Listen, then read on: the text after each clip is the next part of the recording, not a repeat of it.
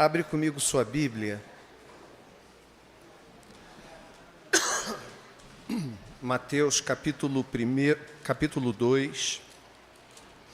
Evangelho de Mateus, capítulo 2.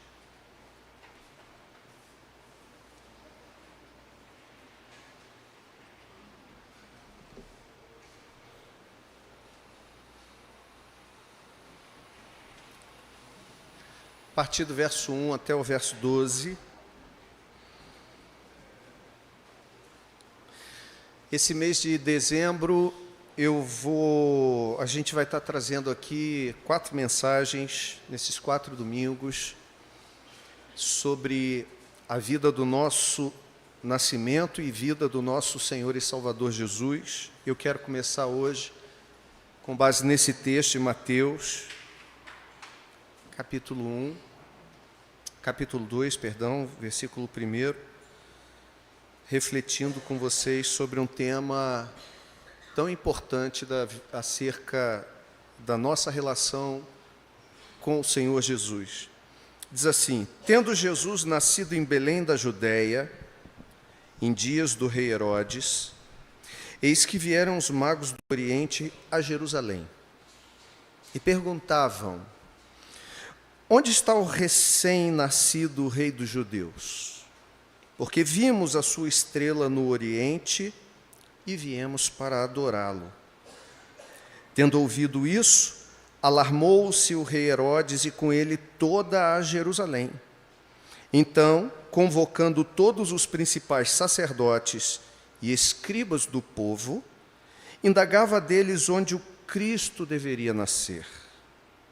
Em Belém da Judéia, responderam eles, porque assim está escrito por intermédio do profeta: e tu, Belém, terra de Judá, não és de modo algum a menor entre as principais de Judá, porque de ti sairá o guia que há de apacentar o meu povo Israel. Com isto, Herodes, tendo chamado secretamente os magos, inquiriu deles com precisão quanto ao tempo em que a estrela aparecera. E enviando-os a Belém, disse-lhes: ide informar-vos cuidadosamente a respeito do menino, e quando o tiverdes encontrado, avisai-me para eu também ir adorá-lo. Depois de ouvirem o rei, partiram. E eis que a estrela que viram no Oriente os precedia, até que, chegando, parou sobre onde o menino estava. E vendo eles a estrela, alegraram-se com grande e intenso júbilo. Entrando na casa, viram o menino com Maria, sua mãe. Prostrando-se, o adoraram e, abrindo seus tesouros, entregaram-lhe suas ofertas: ouro, incenso e mirra. Sendo por divina advertência prevenidos, em sonho para não voltarem à presença de Herodes, regressaram por outro caminho à sua terra. Vamos orar. Senhor, nós louvamos o teu nome e bendizemos ao Senhor pela tua palavra. Que nesta manhã nosso coração seja cheio da tua presença, nossa alma, nossa mente, nosso interior seja preenchido pela verdade libertadora e transformadora da tua palavra, e que o teu nome entre nós seja engrandecido e glorificado, porque todas as coisas foram formadas por ti, devem apontar para ti e glorificar a ti. É o que nós te pedimos em nome de Jesus. Amém e amém. Você já ouviu falar sobre adoração? Adoração é algo muito comum no nosso meio de ser falado. Geralmente a gente associa adoração a louvor, a cântico, ao momento do culto que nós terminamos aí há uns minutos atrás. Mas a adoração é muito mais do que isso. Segundo a Escritura, adoração não é somente uma sucessão de atos preparatórios no culto. Nós poderíamos dizer que todo culto é um ato de adoração. E mais, poderíamos dizer que toda uma vida, a vida de um cristão, deve ser um ato de adoração.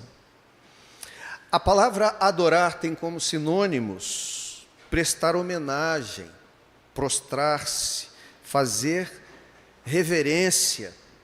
E no hebraico, a sua conotação era de beijar a face, numa demonstração de honra, de reconhecimento, de valorização. Adorar a Deus é reconhecê-lo em todo o seu poder e glória, como Criador e Juiz, reconhecendo seus direitos exclusivos e soberanos sobre cada um de nós. O propósito do homem é adorar a Deus. A Bíblia nos fala isso. E o Catecismo Maior de Westminster, que é uma confissão de fé, ela diz assim, em resposta à sua primeira pergunta, a pergunta de número 1 do Catecismo de Westminster é: qual é o fim supremo e principal do homem? E a resposta é: o fim supremo e principal do homem é glorificar a Deus e gozá-lo plena e eternamente. Se Deus nos criou com um propósito, e esse propósito é glorificar o seu nome. E podemos, além de glorificá-lo, gozá-lo, aproveitá-lo plena e eternamente. O escritor aos Hebreus diz que aquele que se aproxima de Deus precisa crer que Ele existe e que Ele é galardoador dos que o buscam. Ele é presenteador. É um Deus que deseja que o seu povo se deleite nele e tem prazer em presentear com boas coisas a vida do seu povo. Tudo então, irmãos, que fazemos deve glorificar a Deus. Qualquer atitude que venha agradar a Deus é um ato de adoração, diz Rick Warren num dos seus livros. Adorar, portanto, é muito mais do que música, é muito mais do que uma expressão única, limitada no tempo, um ato, um momento. Adorar é um estilo de vida.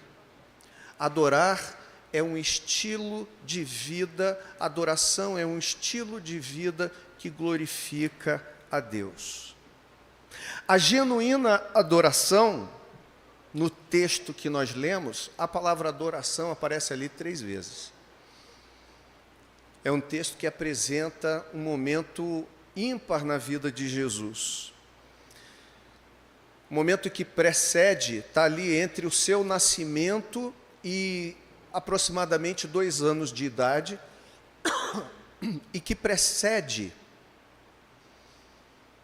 a fugida dos seus pais com ele para o Egito, porque por conta do que acontece entre os versos 1 e 2, Herodes vai perseguir ferozmente o Messias e vai cometer a barbárie que nós conhecemos, o ato bárbaro de mandar matar os meninos, as crianças do sexo masculino até os 2 anos de idade, uma grande matança que houve naquela região, na tentativa de destruir Jesus Cristo, o nosso Senhor.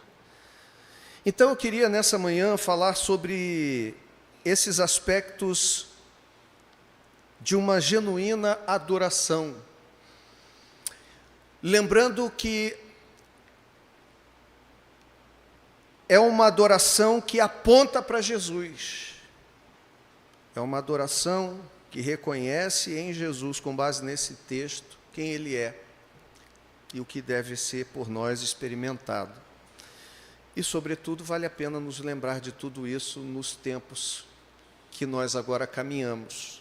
Daqui a alguns dias, nós estaremos aí comemorando aquela festa que todo ano nós comemoramos, que é o Natal, que simboliza o nascimento do nosso Senhor e Salvador Jesus. E aí, irmãos, para isso, é preciso a gente perceber que esse aspecto da adoração nesse texto é evidenciado e contrastado pelas diferentes reações ante o nascimento de Jesus. O texto que nós lemos nos aponta 3 reações diferentes diante do nascimento de Jesus Cristo. 3 reações diante da possibilidade de adoração a Jesus Cristo. Estão contidas nesse texto. A primeira delas é a reação tida pelos magos que vieram do Oriente. Eu diria que, com relação a isso,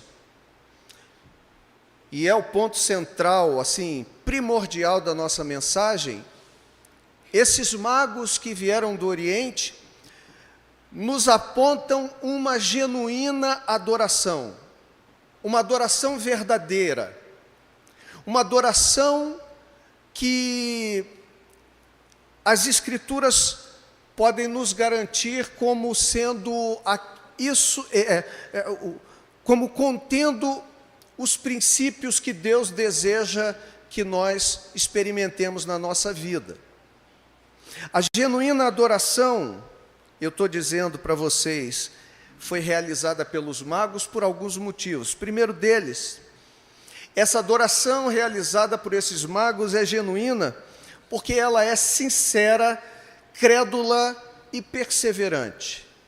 Os versos 1 e 2 dizem assim, olha: tendo Jesus nascido em Belém da Judeia, em dias do rei Herodes, eis que vieram os magos do Oriente a Jerusalém e perguntavam: onde está o recém-nascido rei dos judeus?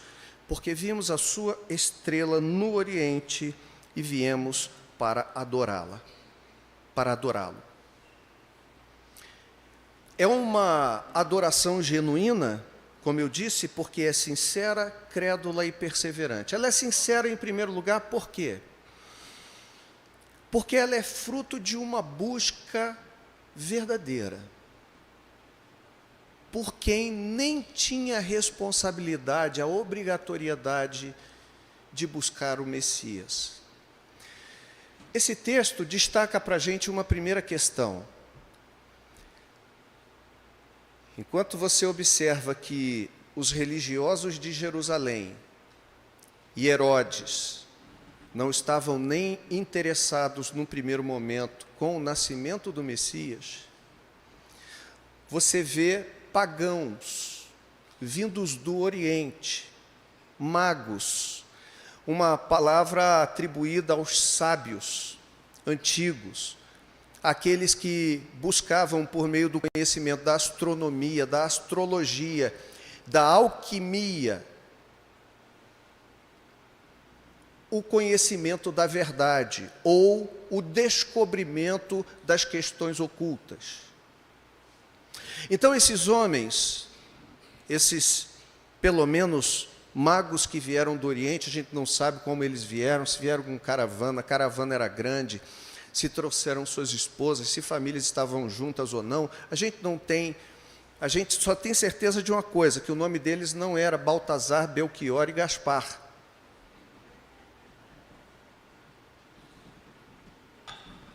A tradição católica diz que esse era o nome deles.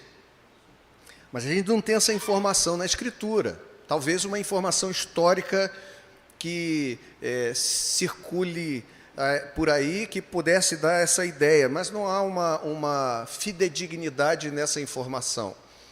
Também todo o restante é especulativo, a gente não sabe quantos vieram, quais foram as pessoas. A gente sabe, contudo, que não pertenciam ao povo de Deus, mas estavam buscando genuinamente a Deus. A Bíblia fala dessa realidade de um coração sincero que deseja conhecer ao Criador e o seu Messias Jesus Cristo. É um ato de adoração genuíno buscar a Deus, o conhecer a verdade. E isso é possível e aberto a toda e qualquer pessoa. Não apenas aquelas de classe religiosa.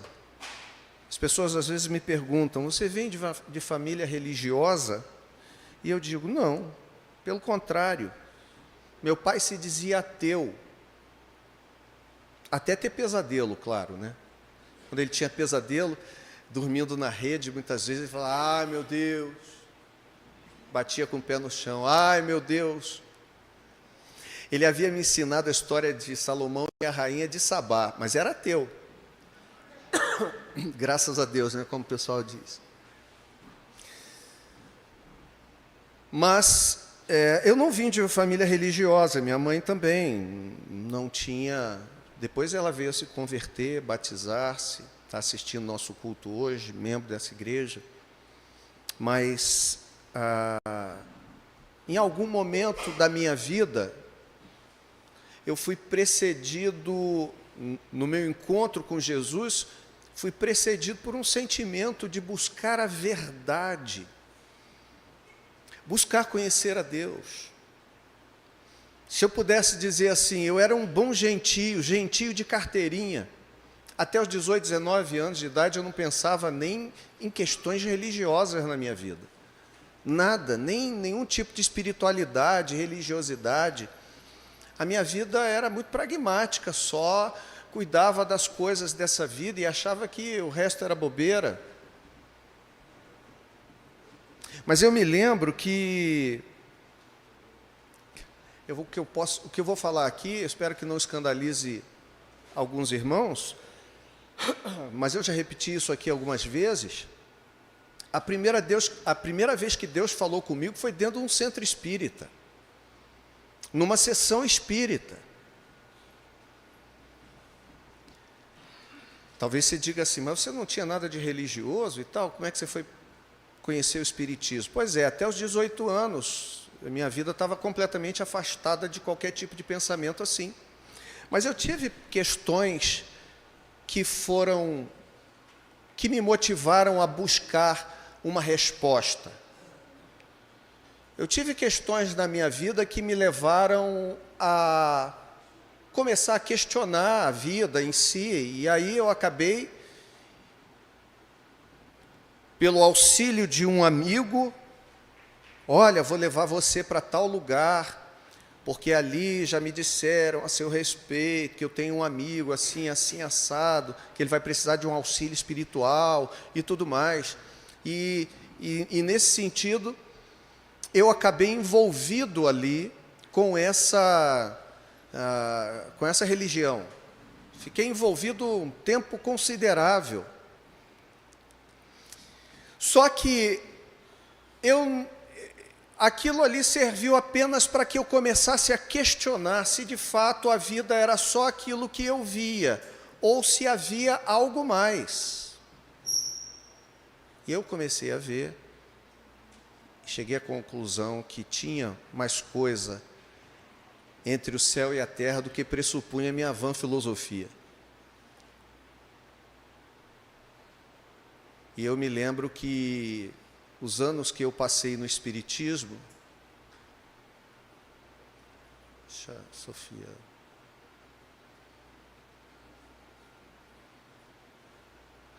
os anos que eu passei no espiritismo, eu me lembro que a minha mente era dominada por um tipo de pensamento. Deus, eu não sei se o Senhor está neste lugar, não sei se o Senhor está nesse negócio, mas eu sei que eu estou buscando o Senhor. Vez por outra eu repetia isso, eu me lembrava disso. E uma vez, no meio de uma sessão espírita, eu já contei essa história, mas houve um episódio que uma entidade chegou perto de mim e acabou me dizendo, eu não entendo isso até hoje, né? Eu falei, meu Deus, será que tinha um anjo ali cutucando? E acabou me respondendo e dizendo que realmente aquele não era o caminho, não era ali que eu deveria estar, não era aquele o lugar onde Deus estava se manifestando. E Deus falou comigo ali dentro, o que você está fazendo aí? E depois daquele dia eu nunca mais voltei àquele lugar. Demorei 6 anos para encontrar o Evangelho. 6 anos para encontrar Jesus Cristo. Mas havia uma busca no meu coração. Nesses 6 anos, fiquei deprimido, chateado, desesperançado. Achava que não tinha como encontrar essa verdade que eu buscava. Mas eu fui encontrado por ela. Então, esse texto já demonstra uma adoração, uma genuína adoração por parte desses que não conheciam a Deus, que não tinham lastro religioso do povo de Deus, não eram israelitas, mas eram gentios, eram pagãos, mas que honestamente buscavam, sinceramente buscavam conhecer o Rei dos Judeus, o Messias, o Cristo, o ungido de Deus, aquele que salvaria os homens dos seus pecados. Ela é crédula, porque também ela é fruto de fé nas profecias. Embora eles, sendo magos do Oriente, eles tinham certamente conhecimento das profecias antigas acerca do Messias. Afinal de contas, o povo de Deus, desde o Antigo Testamento, havia sido espalhado pelo mundo. As Escrituras, como diziam os profetas, aqui no texto, quando Herodes vai inquirir lá os sábios e religiosos dos israelitas, esses vão citar Miqueias, capítulo 5, verso 2. E tu, Belém de Judá, não é a menor entre as principais de Judá, porque de ti sairá o guia que há de apacentar o meu povo Israel. Essa profecia provavelmente era conhecida de muitos povos. E esses homens criam nessa profecia, coisa que nem os religiosos israelitas confiavam. Mas eles criam. Ela era sincera porque era fruto de busca de um povo que queria conhecer a verdade, pessoas que queriam conhecer a verdade. Ela é crédula porque elas buscavam nas Escrituras, nas profecias. E aqui a gente não tinha a palavra de Deus ainda escrita. Portanto, falar das Escrituras, falar das profecias é falar da Escritura, da palavra de Deus. E ela é perseverante, porque ela é fruto de um esforço enorme da parte desses caras. Se a gente está falando de Jerusalém, Jerusalém está no Oriente Médio. Se quem está no Oriente está dizendo que os magos vieram do Oriente, o negócio é longe para chuchu. Era da Mesopotâmia para cima. Caminhadas, as viagens eram demoradas. Essa viagem aqui provavelmente tem pelo menos 2 anos de duração. Porque se você pensar que Herodes inquiriu exatamente dos magos quando eles viram o sinal, e quando ele manda matar as crianças, ele manda matar os meninos de 2 anos para baixo, ele leva em consideração o momento em que esses homens tiveram conhecimento do sinal, o tempo de viagem até que eles chegaram. Pelo menos muitos meses de viagem, não é um negócio assim, olha, tem um culto ali numa igreja que é o poder de Deus, eu vou lá. Não é assim, pegou o carro, o ônibus ou o Uber, foi e voltou. Foi uma viagem planejada, demandou recurso, demandou esforço, demandou sacrifício, demandou perseverança, diligência.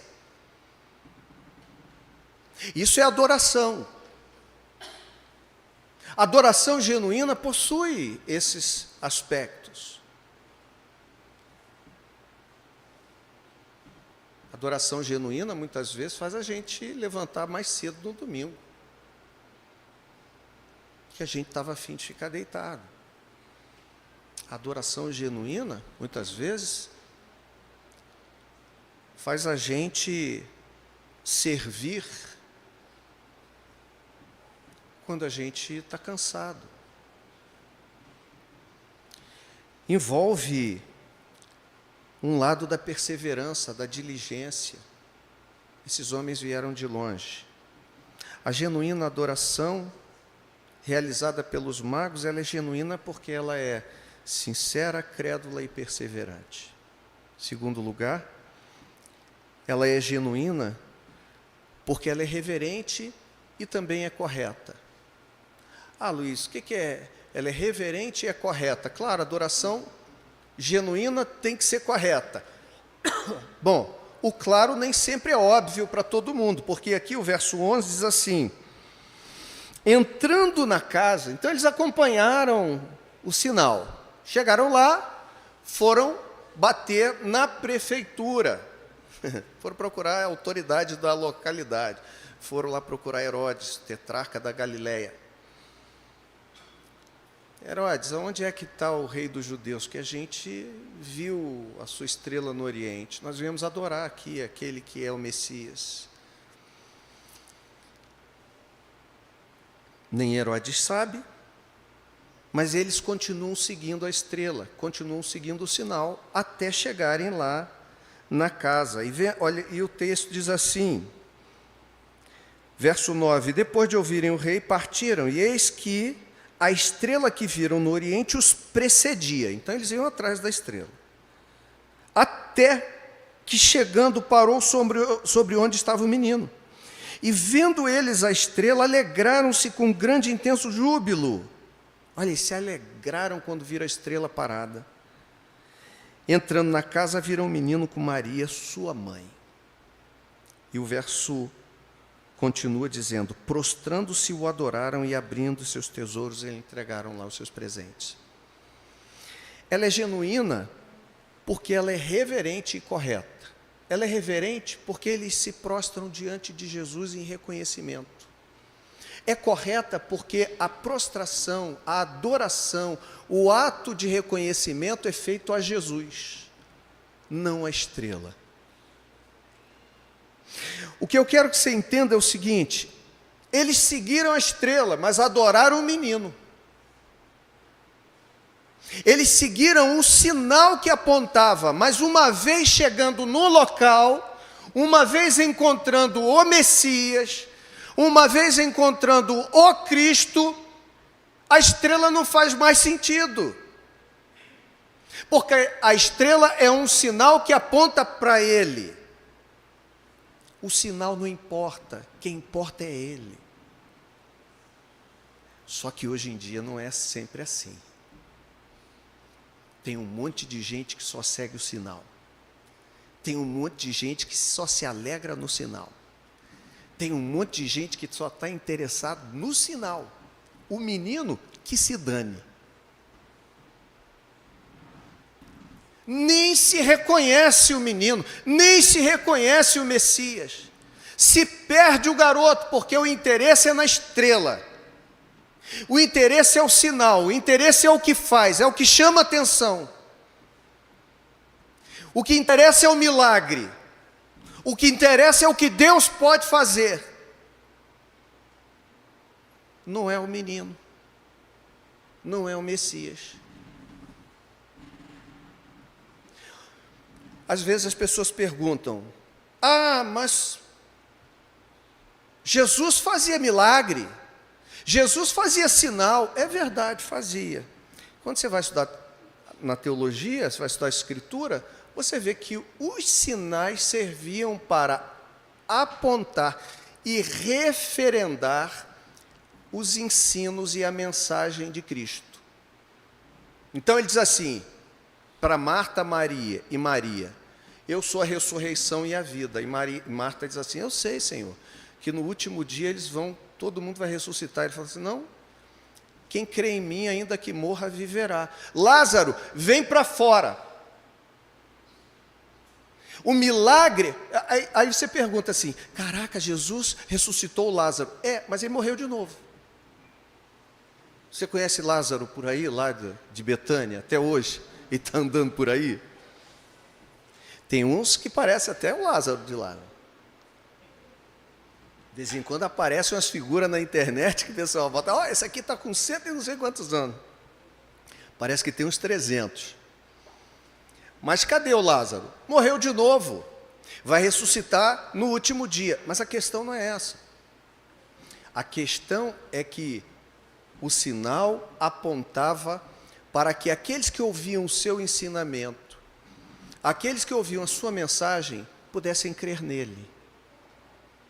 Uma vez que se cria, o sinal já era desnecessário. Não havia mais necessidade do sinal. 10 leprosos foram curados por Jesus, mas um voltou para reconhecer, o resto ficou só com o sinal. Uma mulher que tocou na orla da sua veste não precisou de sinal. Ela ouviu falar dos sinais, mas ela ficou com o Messias. O sinal serve para apontar, mas ele não serve para ser adorado. A adoração tem que ser a Jesus. E o que tem de gente atrás do sinal hoje em dia? O que tem de gente dentro das igrejas só atrás do sinal? Infelizmente, o povo que devia buscar o menino.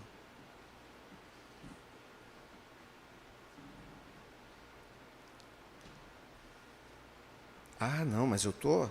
ali, olha, tem um lugar aí que é o poder. O poder.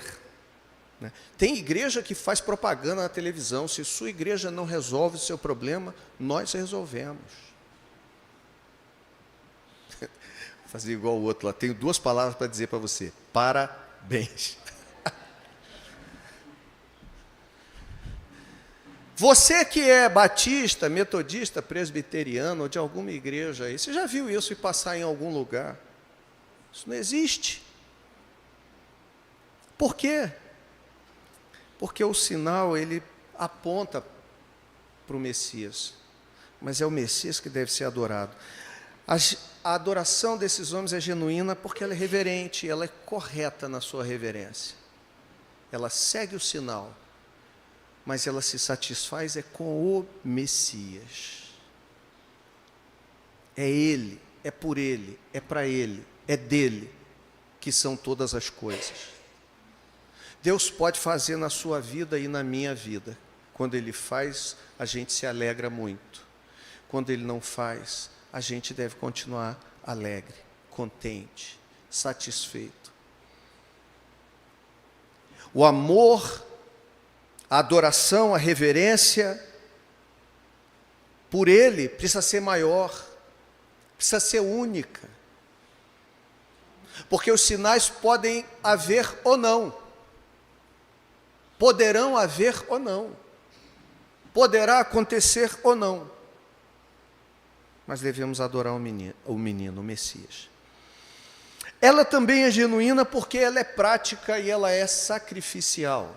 Verso 11 diz assim: prostrando-se o adoraram e abrindo seus tesouros, entregaram-lhe suas ofertas, ouro, incenso e mirra.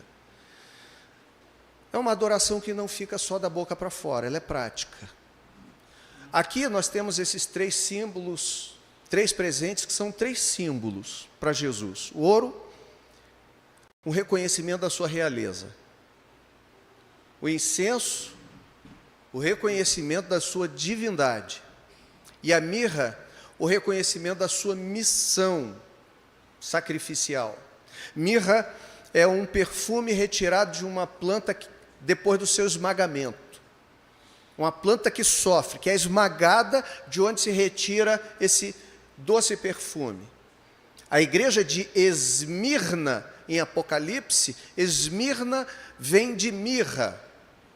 Uma igreja sofrida, apertada, mas que diante de Deus, ela é uma igreja rica, é uma igreja fiel, porque suporta as provações, suporta as perseguições, as tribulações. Então, aqui há um reconhecimento Eles trazem os seus presentes, ouro, incenso e mirra. É genuína essa adoração, porque ela é prática também, sacrificial. É o amor de 1 Coríntios capítulo 13, não é aquele negócio só da boca para fora.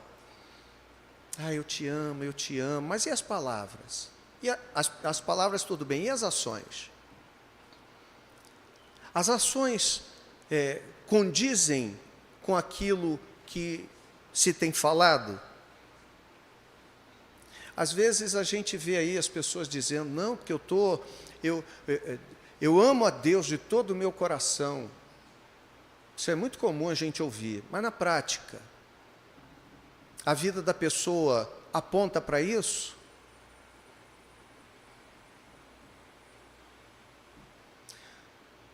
Você se daria por satisfeito de ouvir aí do seu cônjuge, do seu namorado, da sua namorada,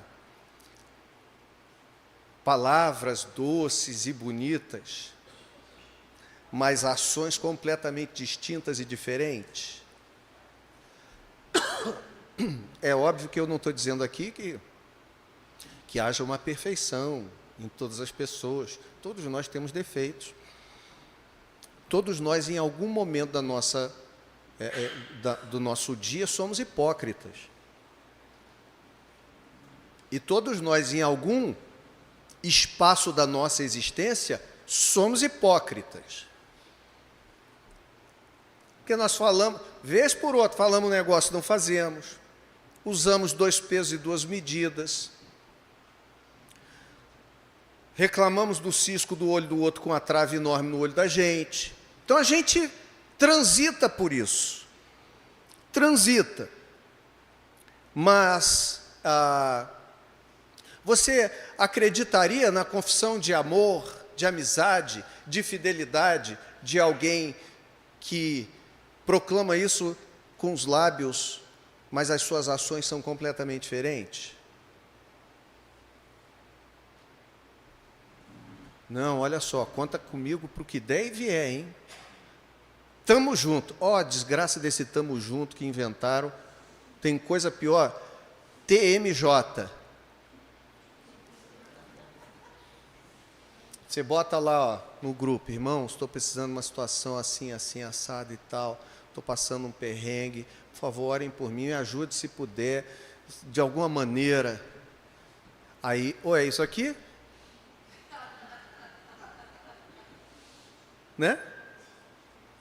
Isso aqui significa, não vou fazer nada. Isso aqui significa, não vou fazer nada. Estou generalizando. Olha. Ou então, estamos juntos. Não, estamos juntos. Estamos juntos de quem? De onde? Quando? Você não cai nessa, nem eu. E nem Deus. Mas a genuína adoração, ela tem o seu aspecto prático, sacrificial. Você também se doa. Você também doa o que você tem. Em favor de Cristo, em favor do reino, em favor do outro. É prática. Não é só conversa da boca para fora. Pelo contrário, ela é muito mais prática. Ela é prática. E quando ela é prática, você não precisa nem falar. Quando se confia, não precisa nem botar a mão. Não precisa nem dizer, estamos juntos. Você sabe que pode contar. Você sabe que é verdadeiro. E por fim, ela é genuína porque ela é obediente e transformadora. Herodes diz assim para eles, olha, vão e descubram onde o garoto está. E depois voltem aqui e me contem, para que eu também vá adorá-lo. Eles fizeram o quê? Herodes está esperando eles até hoje. Ela é obediente, porque diante da ordem de Herodes e diante da direção de Deus, porque o texto diz, foram advertidos e prevenidos em sonho, para não voltarem à presença de Herodes. Então, regressaram por outro caminho. Entre a voz de Deus e a ordem de Herodes, eles obedecem à voz de Deus. Ela é obediente à palavra de Deus. É uma vida obediente e também transformadora, porque vai por um caminho, mas volta por outro. O encontro com Jesus realiza isso na vida de uma pessoa.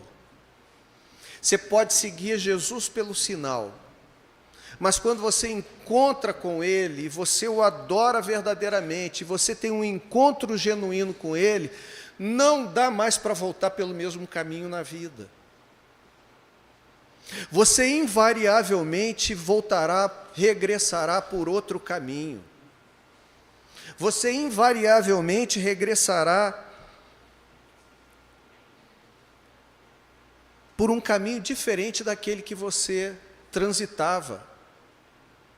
Quando se tem um encontro com Jesus, a vida é transformada. Quando se obedece à palavra de Deus, a vida é transformada.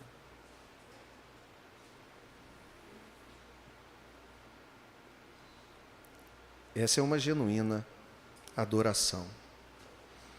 Qual é a diferença das demais? Como eu disse para vocês, aqui a gente tem a adoração dos magos. Ela é genuína por quê? Porque ela é sincera, crédula e perseverante. Ela é genuína porque ela é reverente e correta. Ela é genuína porque ela é prática e sacrificial. Ela é genuína porque ela é obediente e transformadora. Mas há um outro grupo de pessoas, há mais dois grupos aqui que eu quero apenas citar e terminar essa mensagem. O segundo é a relação dos religiosos com o nascimento do Salvador e a possibilidade de adorá-lo. Quanto a isso, o que existe da parte deles é indiferença e desprezo, porque no verso de número 4, o texto diz que, verso 3, tendo ouvido isso, alarmou-se o rei Herodes e com ele toda Jerusalém. Então, convocando todos os principais sacerdotes e escribas do povo, indagava deles onde o Cristo deveria nascer. Convocou os religiosos, os escribas, os sacerdotes, os teólogos, os religiosos, os apóstolos, os profetas do dia, de plantão, indagava deles onde o Cristo deveria nascer. Sabe qual é a resposta? Eles citam Miqueias 5:2. Em Belém da Judéia, responderam eles, porque assim está escrito por intermédio do profeta, e tu, Belém, blá, blá, blá, blá. Quer dizer, os caras sabiam onde ia nascer. Os caras sabiam quem ia nascer. E os caras não estavam nem aí. Essa é a atitude diante de Jesus. Os magos têm uma expressão genuína de adoração. Os religiosos, uma atitude de indiferença e de desprezo pelo nascimento de Jesus. Olha que contrassenso. Apesar de possuírem conhecimento profundo das Escrituras e saberem exatamente onde o Messias nasceria, eles não agiram.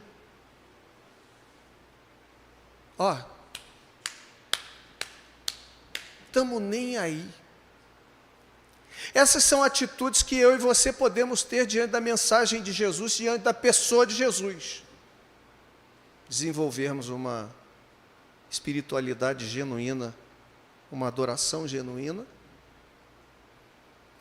sermos indiferentes e desprezarmos, como esses líderes religiosos aqui, sabiam tudo, mas e aí? Bulhufas? Ou então, terceiro e último lugar, usarmos a justificativa da adoração apenas por utilitarismo e, no fundo, até hostilidade contra Jesus, que é o caso de Herodes, que diz assim: olha, vão lá e voltem e digam para mim aonde que ele está, que eu também quero adorá-lo. Mentira! Herodes não queria adorá-lo. Herodes queria usar a informação dos magos para poder usar em benefício próprio. Qual o benefício próprio que Herodes queria? Herodes queria acabar com a possibilidade de ter alguém que fosse disputar a sua autoridade e a sua liderança naquele lugar.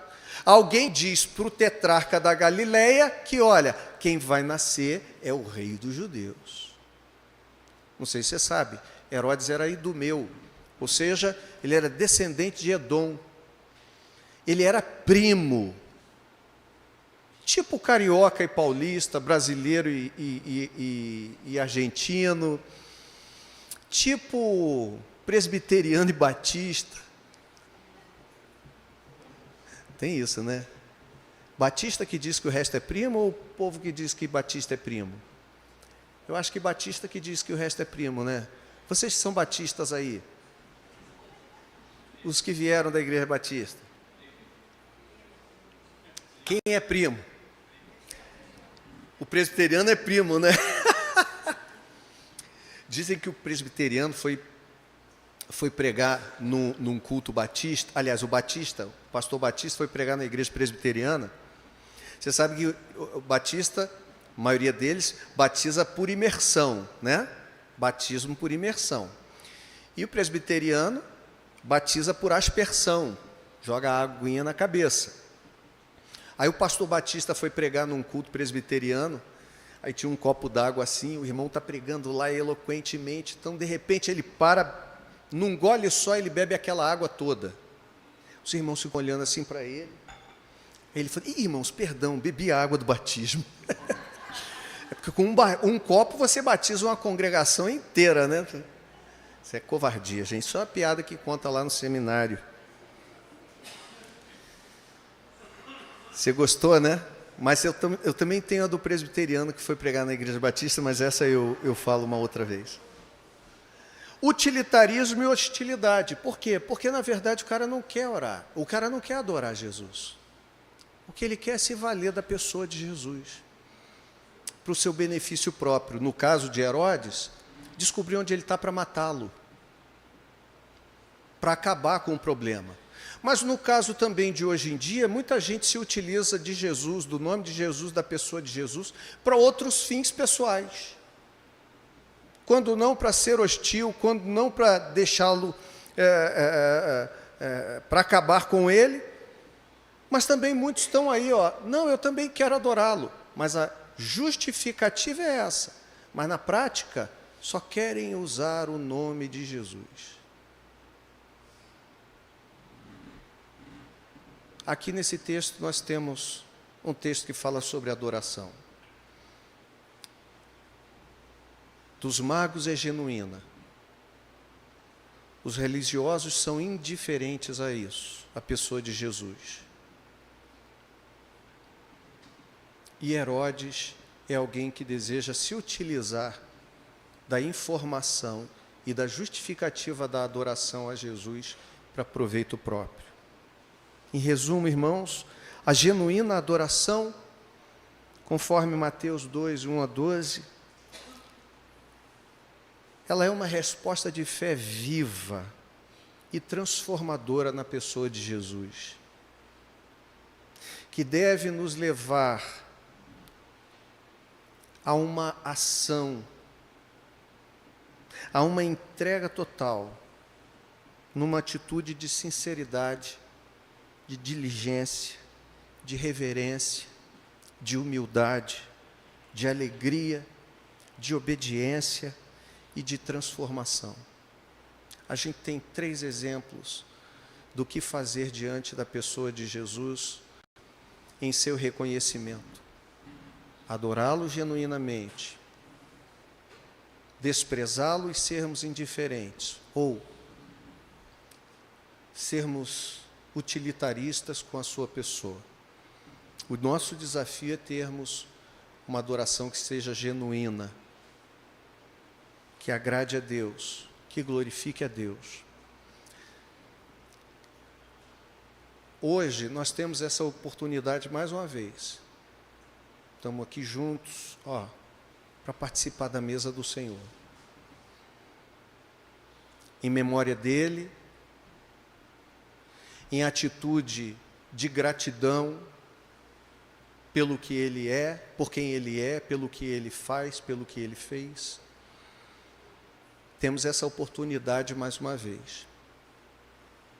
Antes de passarmos para esse momento, eu vou apresentar aqui nossos 4 irmãos, vou chamá-los aqui à frente, antes da gente orar também.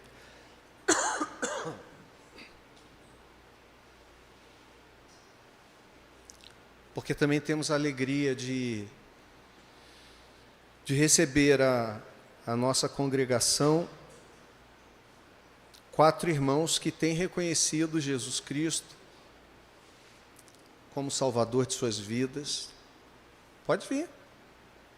É para vir mesmo. É. Ou vocês queriam ficar daí?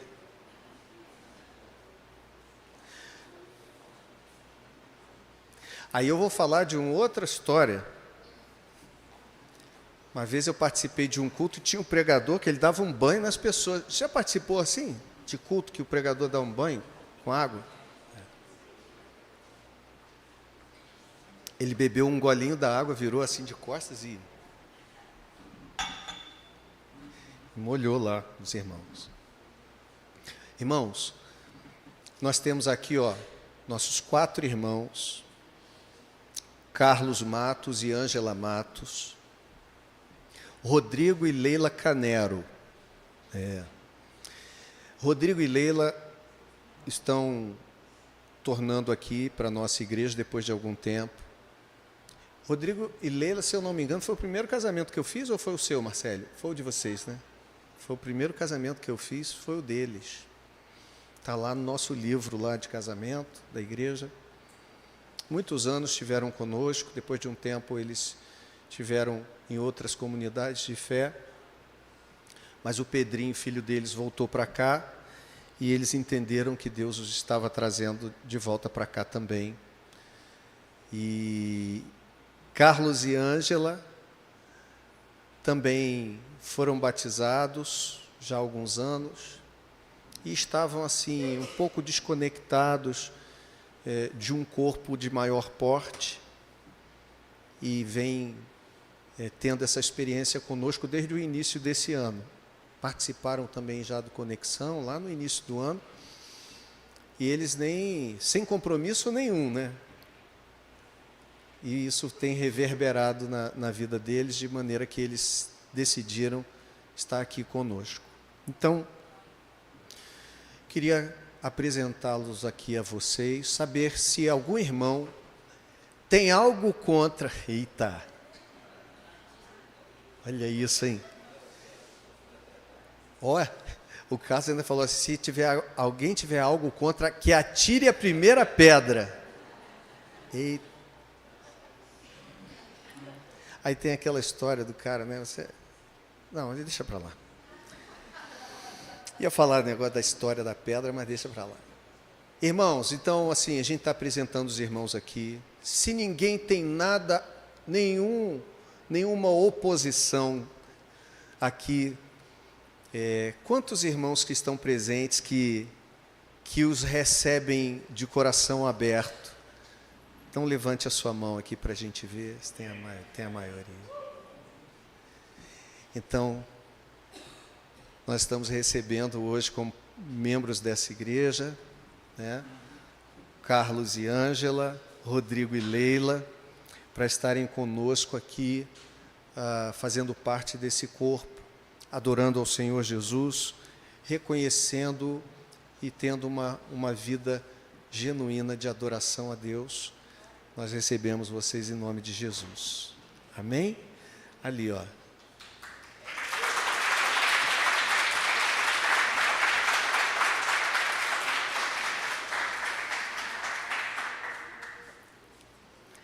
Rapaz, eu não sei onde esse povo está arrumando dinheiro para comprar tanto presente. Toda hora tem presente, tem brownie, tem não sei o quê. É a lojinha, né? A lojinha. Gente, a lojinha ali, ó. Passar na lojinha. Passar na lojinha.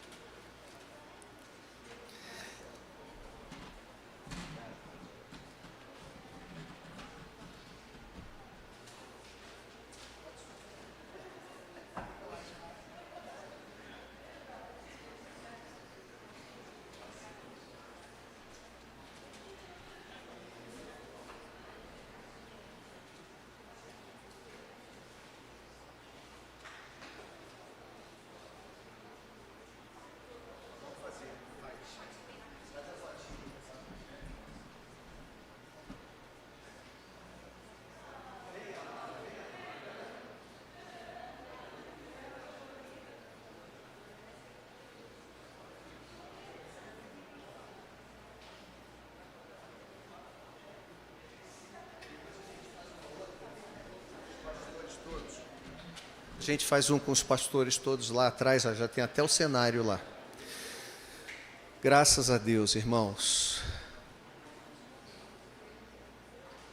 Nós vamos participar da ceia do Senhor nessa manhã. Queria que você ficasse de pé.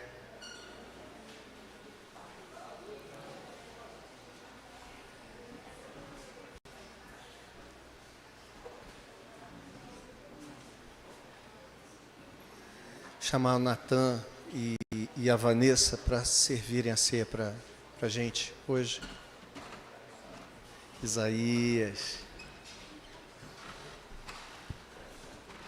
Estende as suas mãos para cá.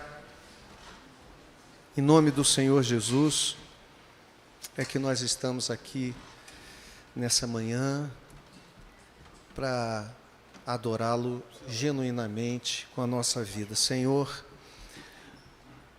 nós queremos expressar nossa adoração a Ti, aquilo que está no nosso coração, também pela ação da participação na ceia do Senhor nessa manhã, e não somente na participação, mas na maneira como iremos participar. Que o nosso coração esteja rendido ao Senhor, que no nosso interior, Senhor, nossa oração nesse momento seja o desejo de sermos libertos dos nossos pecados, aqueles que ainda nos prendem, nos oprimem. Que o Senhor possa nessa manhã, Senhor, renovar sua graça, seu amor, sua presença sobre nós, que possamos reconhecer diante de Ti as lutas, mas também as virtudes que o Senhor tem trabalhado no nosso interior, por meio delas, por meio das provações, por meio das circunstâncias adversas. E que tudo isso, Senhor, nesta manhã, redunde para louvor do Teu nome. Amém. E para uma demonstração de um coração rendido ao Senhor. No nosso interior sempre tenha, de fato, uma adoração genuína a Ti, fruto de uma comunhão plena, fruto de um amor focado no Senhor, fruto de uma vida focada no Senhor, temente, obediente, grata a Ti e tão somente ao Senhor. Te agradecemos pelos sinais que o Senhor nos dá, te agradecemos pelas bênçãos que o Senhor nos dispensa. Mas queremos dizer nessa manhã que nós queremos, precisamos e desejamos estar focados no Senhor, adorando ao Senhor de forma genuína, reconhecendo em Ti a primazia sobre todas as coisas. É o que nós Te pedimos em nome de Jesus, e por isso apresentamos esses elementos ao Senhor: pão e suco de uva, Teu corpo e Teu sangue, que nessa hora é a Tua mesa da qual nós participamos, em memória do Senhor, reconhecendo que aquele que veio há de voltar. Exatamente assim como nós ouvimos, como foi visto, há de voltar. E é Senhor dos céus e da terra. Abençoa, Senhor, esses elementos, para que este momento seja um momento também transformador na nossa vida. Um momento de recebermos graça, poder e libertação. Em nome de Jesus. Amém. Podem servir?